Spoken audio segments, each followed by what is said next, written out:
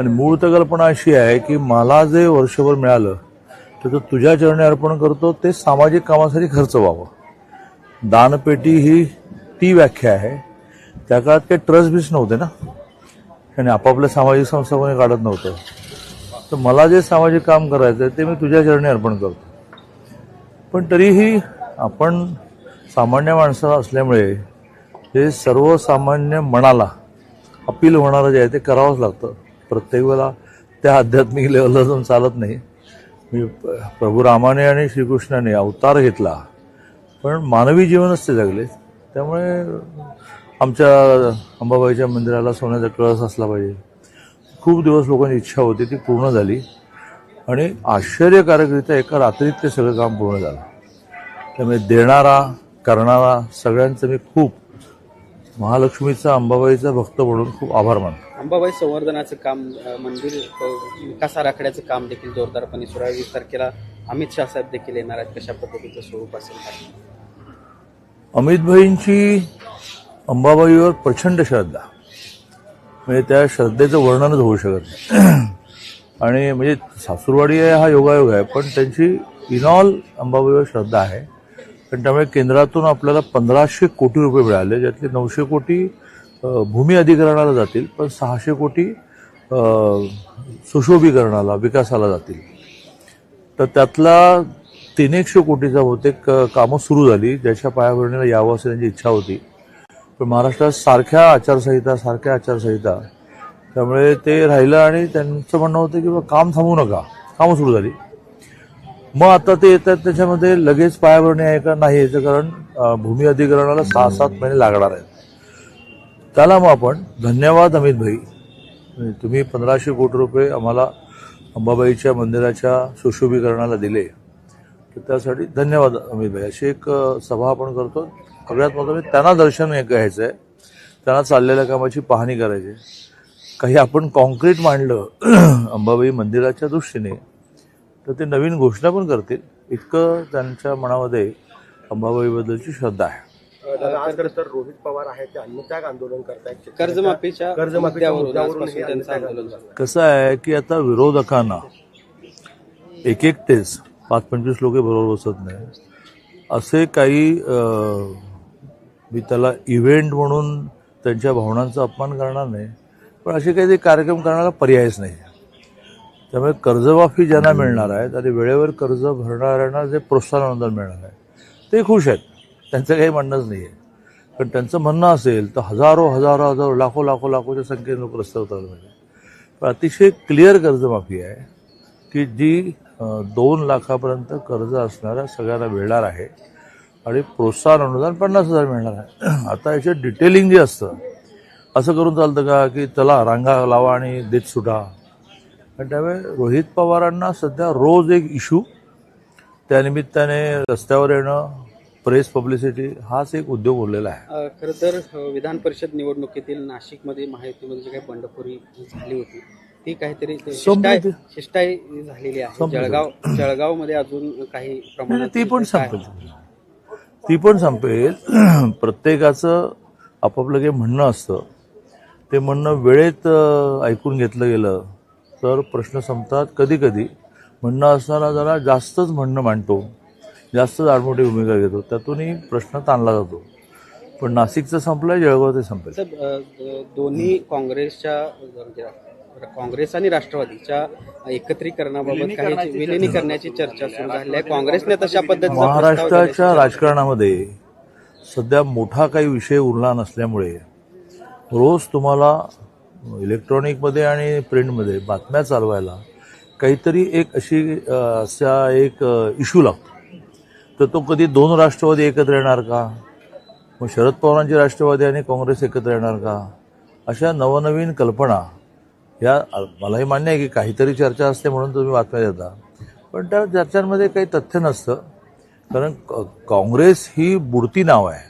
त्यात राष्ट्रवादी जर जॉईन व्हायला म्हटली तर सगळे त्या पहिल्या नावेतून, शरद पवार नावेतून पळून जातील आणि जो त्यांना चांगला चॉईस आहे ते जातील. सध्या चॉईस BJPचं आहे, मोदीजींचं नेतृत्व आहे, देवेंद्रजींचं नेतृत्व आहे.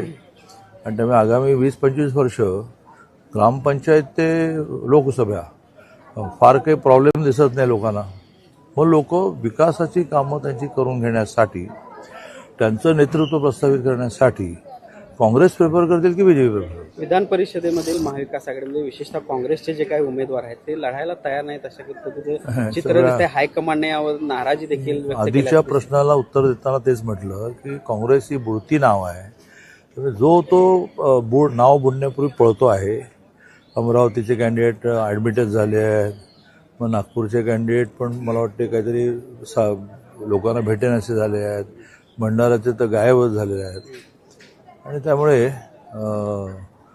मुळात ह्या निवडणुका बिनविरोधच व्हायला पाहिजे होत्या 17-17चं. कारण समोरच्याने कशासाठी लढायचं? लोकशाहीमध्ये लढलं पाहिजे, आपली मतं वाढवली पाहिजे, आपली भूमिका वाढवली पाहिजे, आपली भूमिका समजावून सांगितली पाहिजे. लढणं ठीक आहे, पण कुठेच लढाईत यश विरोधकांना नाहीये. शक्तीपीठ मार्गामध्ये शरदचंद्र पवार पक्षाचे 3 आमदार आहेत ते रवींद्र चव्हाणांना काल सोलापूरमध्ये मोठ्या प्रमाणात अशी शक्यता आहे. ते जे भेटले ते आता जी 18 तारखेला स्थानिक स्वराज्य संस्थेची निवडणूक आहे त्यासाठी भेटले. त्याचा पुढचा टप्पा त्याने भारतीय जनता पार्टीशी असोसिएट होण्याचा आहे की नाही हे मला माहित नाही. उद्या दिवसभर प्रदेश अध्यक्ष आणि मी सातारा सांगली बरोबर आहोत. पण आमच्याकडे ती पण पद्धत आहे की जे आपल्याशी संबंधित नाही ते आपल्याला कळलं पाहिजे असं नाही. त्यामुळे रवी चव्हाण सांगतील, रवीजी सांगतील की नाही माहीत नाही, मी विचारेन की नाही माहीत नाही. दादा, शक्तीपीठ महामार्गावरून राजकीयांनी मुख्यमंत्र्यांवर टीका केलेली आहे. देवेंद्र फडणवीसांना मुख्यमंत्री व्हायचं असं होऊन दे, मात्र शेतकऱ्यांचं वाटोळ करायला नको. अडाणींच्या मागून शेतकऱ्यांचं वाटोळ करून कुठे दरवेळेला अडाणी आणता? हा शेवटी शक्तीपीठाचा अर्थ काय? तर ह्या महाराष्ट्रातली सगळी तीर्थक्षेत्र, जी देवस्थानं ही शक्ती देतात माणसाला, म्हणजे आमची अंबाबाई आहे, तर ही सगळी कनेक्ट करणं असा त्यातला मार्ग आहे. समृद्धी महामार्गाच्या वेळेला असाच विरोध झाला. पण ज्यावेळेला पॅकेज डिक्लेअर झालं, कॉम्पेन्सेशन अमाऊंट डिक्लेअर झाली, तसं रांगा लागून लोकांनी घेतले. पुरंदरच्या एअरपोर्टला असाच विरोध झाला, रांगा लावून लोक घेत आहेत. इथेही सरकारने किती नुकसान भरपाई देणार हे क्लिअर केलं. बहुधा या आठवड्याभरात हे क्लिअर होईल.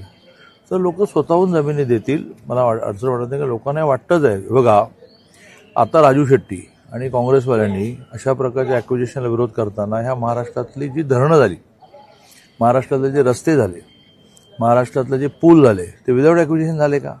त्यात शेतकऱ्यांची जमीन गेली नाही का? विकास जर व्हायचा असेल तर कोणाला, आता कोयना धरणाच्या वेळेला किती लोकांच्या जमिनी गेल्या? मग त्यावेळेला बीजेपी होते का? त्यावेळेला मोदीजी होते का? त्यावेळेला देवेंद्र होते का? मग तुम्ही एक्वायर केले ना. आजही कोयना धरणात जमिनी गेलेल्यांचं पुनर्वसन झालेलं आहे. मग कोयना धरण झालं नसतं तर काय झालं असतं? महाराष्ट्राची विजेची रिक्वायरमेंट पूर्ण झाली असते का? कोयनेच्या अंडर काही लाख हेक्टर शेतकऱ्यांना पाणी मिळतं, ते मिळालं असतं का? कोयनेच्या अंडर अनेक हजारो गावांना पिण्याचं पाणी मिळालं असतं का? मग ते व्हायचं होतं तर काही जणांच्या जमिनी जाणार, त्याचं मोबदला मिळाला पाहिजे, त्याचं पुनर्वसन व्हायला. चला, दुपारी भेटतो. शेवटचा प्रश्न. राज्यामध्ये खरं तर पाणी संकट निर्माण झाल्याचं पाहायला मिळते. अनेक धरणाचा उल्लेख केला. या धरणामध्ये आता तळ गाठलेला आहे. कोल्हापूरचंही थेट पाईप पाण्याची योजना आहे ती बंद झालेली आहे. त्यामुळे खूप मोठं राज्यावरती आणि कोल्हापूरवरती देखील पाणी संकट आल्याचं पाहायला मिळते. काय नेमकं असं आहे की माणसाला सगळ्यावर विजय मिळवता आला, पण निसर्गावर नाही आला भेटला.